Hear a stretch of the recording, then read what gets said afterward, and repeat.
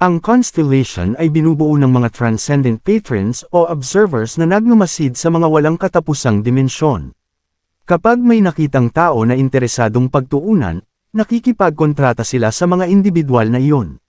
Sila ay mga transcendent beings na may impluensya sa dimensyon na ito. Nag-aalok sila ng malalakas na mahika, espesyal na kakayahan, mga artipakto, at marami pang iba upang gawing tagasunod ang iba. Kapalit ng kanilang mga alok, nagdidikta sila ng maraming kondisyon. Ngunit walang naglakas loob na tumanggi. Pagkatapos ng lahat, sa isang mundong kung saan mahalaga ang kapangyarihan, walang mas matamis kaysa sa kanilang mga alok. Ang mga constellation ay tiyak na kaakit-akit na mga katuwang. Hindi makapaniwala si Yamina na ang mga observers ay naruroon sa kanilang mundo. Ibinunyag ng protagonist na ang observer na may libong mata ay nakipag-usap sa kanya gamit ang isang kakaibang boses at ipinangako ng observer ang kapangyarihan kapalit ng pagtupad sa kanilang mga hinihingi.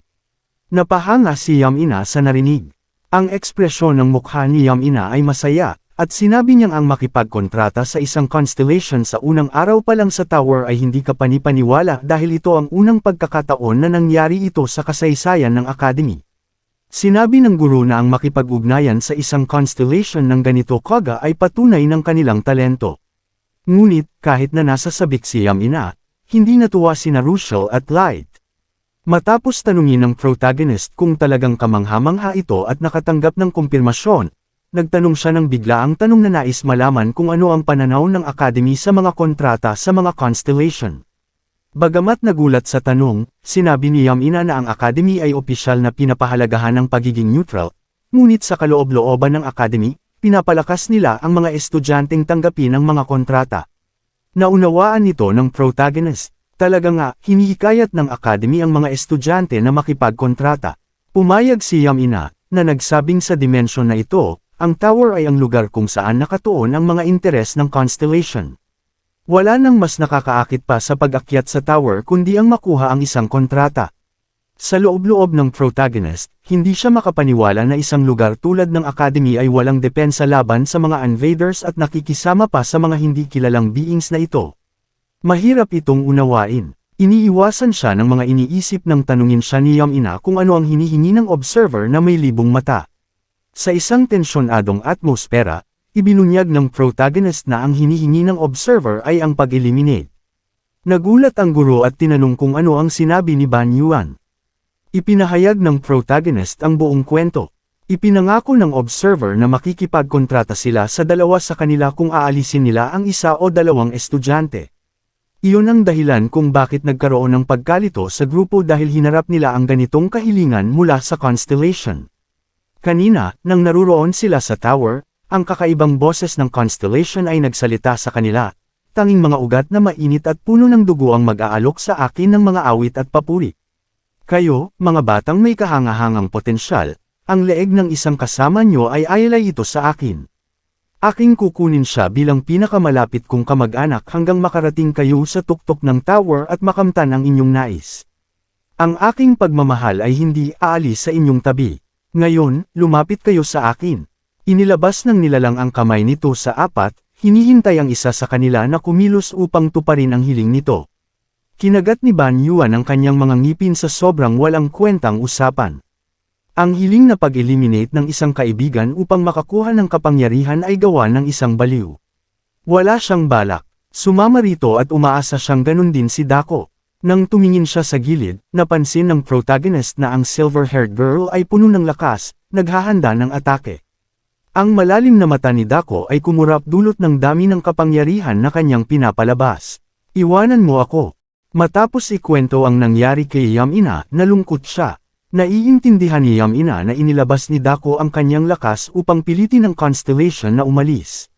Sinabi ng protagonist na hindi nila lubos na mauunawaan ang nilalang na iyon dahil tinatrato nito ang mga buhay na parang laruan sa ganitong kasuklam-suklam na pagsubok.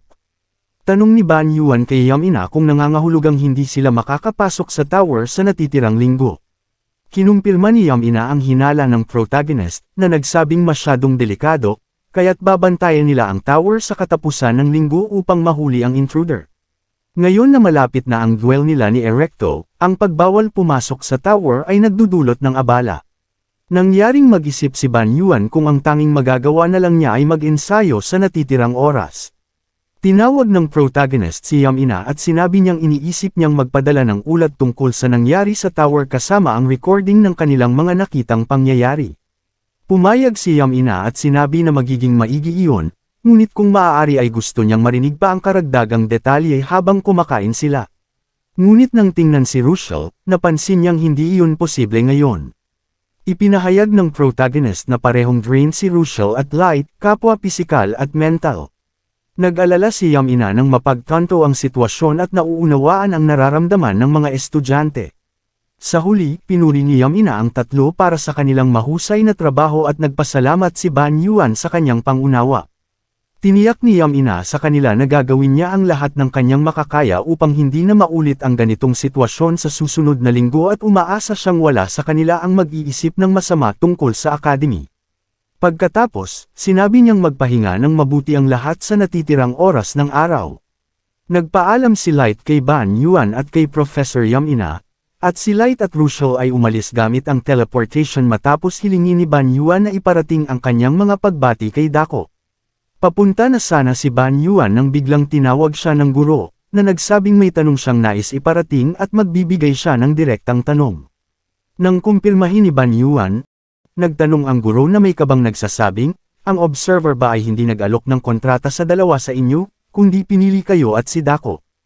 Ang tanong ng guro ay ikinagulat ni Ban Yuan, ngunit sa huli, kinumpirma niya ang tanong. Alam ni Ban Yuan na hindi lang sila pinipilit ng observer na magtunggali sa isa't isa. Mas tila ba hinahanap nito ang isang bagay mula sa buhangin. Sa tower, itinuro ng observer si Ban Yuan at si Dako, na nagsasabing tiyak na maaabot nila ang tuktok ng magkasama, ngunit lamang kung aalisin nila ang ibang dalawa na walang silbi. Nang marinig ito, labis na nalungkot sina Light at Russell. Ang nilalang na unang mukhang kaaway ay ngayon ay pilit pinapa-turn against ang kanilang mga kaibigan. Nagulat sina Ban Yuan at Dako sa alok ng nilalang. Ipinangako ng nilalang na kung aalisin nila ang ibang dalawa, makakamtan nila ang pinakamaliwanag na potensyal sa lahat ng umaakyat sa tower. Sinasabi nitong samantalahin nila ito dahil ganun ang takbo ng mundo. Pagdating ni Ban Yuan sa dormitoryo, nakita niya si Light na nakaupo sa isang sofa sa posisyon ng fetal.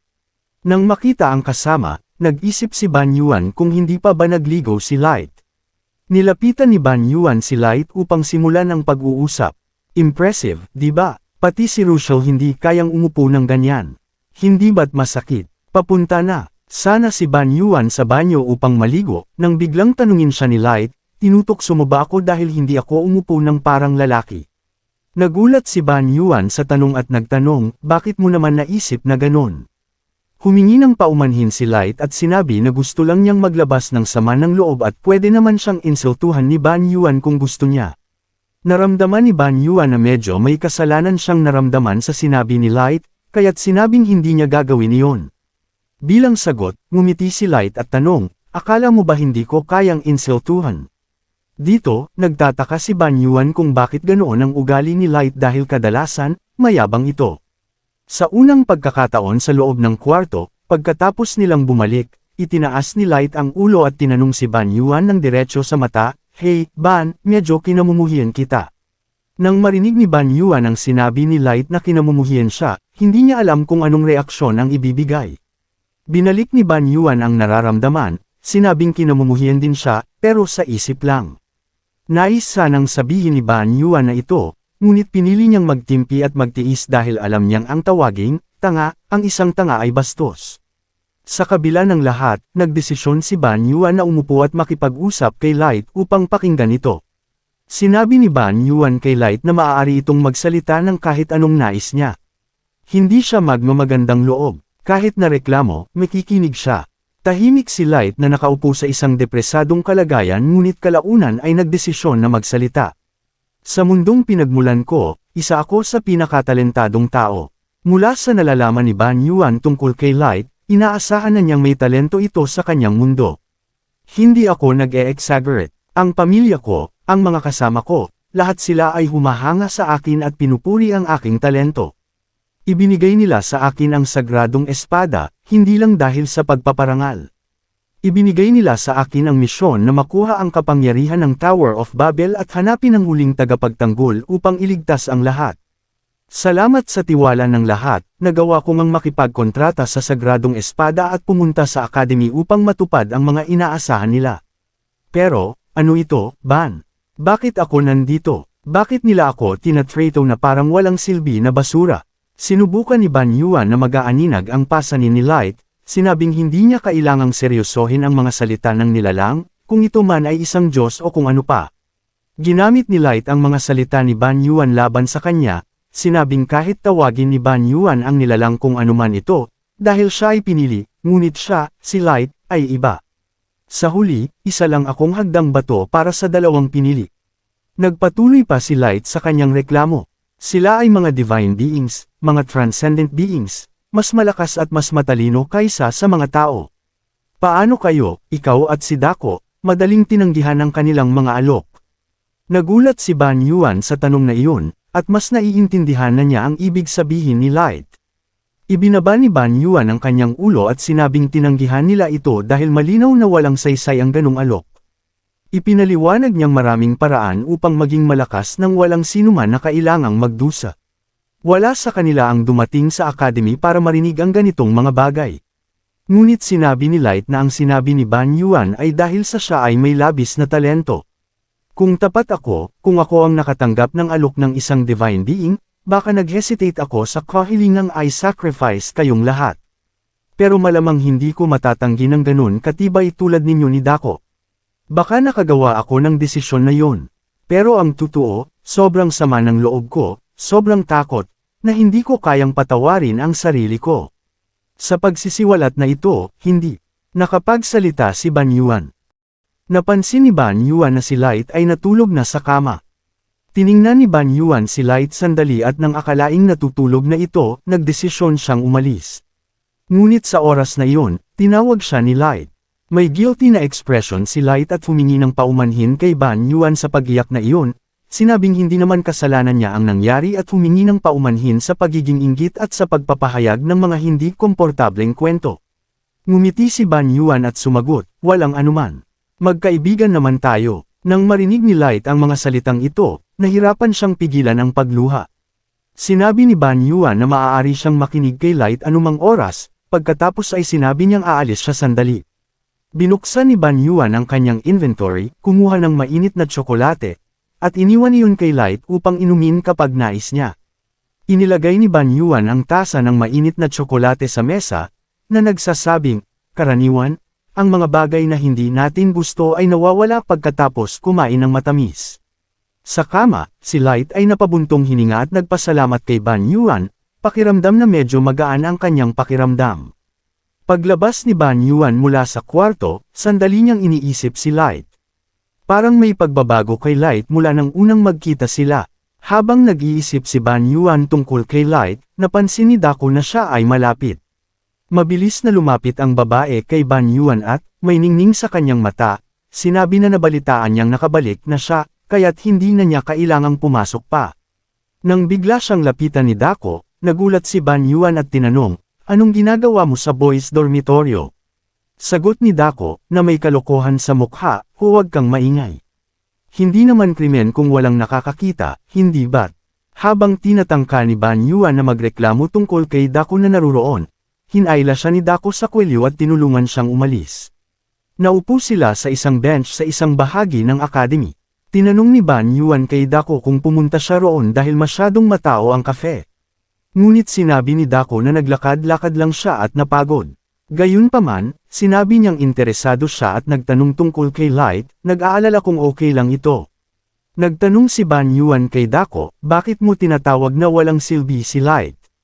Tanong ni Dako kay Ban Yuan, hindi ba't totoo naman?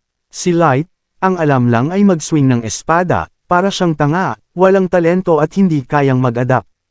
Nagalit si Ban Yuan at sinabi, hindi walang talento si Light. Magaling siya sa pag-swordsmanship at marami pang ibang bagay. Sa mga sandaling iyon, sinabi ni Dako na ang problema ay ang lahat ng iyon ay nagmumula sa espada ni Light. Tanong ni Dako kay Ban Yuan, hindi mo ba nararamdaman iyon? Idinagdag ni Dako na ang lakas pisikal, matalim na combat instincts, at mga espesyal na kakayahan ni Light ay lahat mula sa kanyang espada, at kung wala iyon, wala siyang silbi, parang tanga.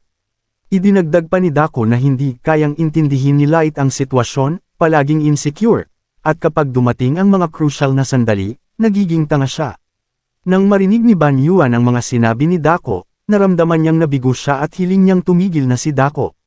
Upang tapusin, sinabi ni Dako na kapag dumating ang mahirap na mga sandali, nawawala ang tapang at spirito ni Light, at kung mangyari iyon, tapos na. Wala nang silbi ang manatili pa sa magkasama. Hindi natapos si Dako sa pagsasalita lang tungkol kay Light. Inilahad niya rin na pati si Russell ay nakakaramdam ng kahinaan, at kung tahimik din ito, malamang na lumalala na ang sitwasyon. Nagtaka si Ban Yuan kung gusto ba ni Dako na insultuhan si Russell o nagpapakita lang siya ng malasakit. Sa huli, tumingin si Ban Yuan sa langit at tinanong si Dako tungkol sa kanyang sarili. Nagulat si Dako sa tanong, kaya't mas pinili ni Ban Yuan na magbigay pa ng mga detalye. Sinabi niyang kumikilos siya ng kakaiba mula nang makatagpo sila ng Divine Being, ipinakita ang inis kahit sa harap ng guro. Tumingin si Ban Yuan sa batang babae at tanong, okay ka lang ba? Nagulat si Dako at namula nang makita niyang nag-aalala si Ban Yuan tungkol sa kanya. Sa isang sandali ng hiya, tinanong ni Dako kung nahulaan ba ni Ban Yuan iyon gamit ang kanyang mga kakayahan. Pumwesto si Ban Yuan sa bench, huminga ng malalim, at bumalik sa kanyang normal na posisyon. Kinuha muli ni Ban Yuan ang mainit na tsokolate at sinabi, hindi ko kailangang gumamit ng kakayahan para malaman. Ibinukas mo lahat ng iyon sa pamamagitan ng iyong mga ekspresyon. Ibinigay ni Ban Yuan ang steaming hot chocolate at sinabi, nagtatanong lang ako kung okay ka. Dahil sa malasakit ni Ban Yuan, naramdaman ni Dako na mainit ang kanyang puso, katulad ng mainit na tsokolate.